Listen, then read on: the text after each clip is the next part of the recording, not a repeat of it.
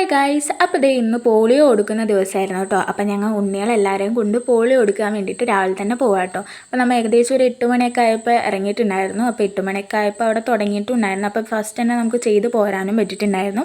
നമുക്ക് നേരെ ദേ ചേച്ചിയുടെ വീട്ടിലേക്ക് ഒന്ന് പോകാനുണ്ടായിരുന്നു. അത് കാരണമാണ് നമ്മൾ നേരത്തെ തന്നെ പോയി വേഗം എടുത്ത് പോകുന്നതും.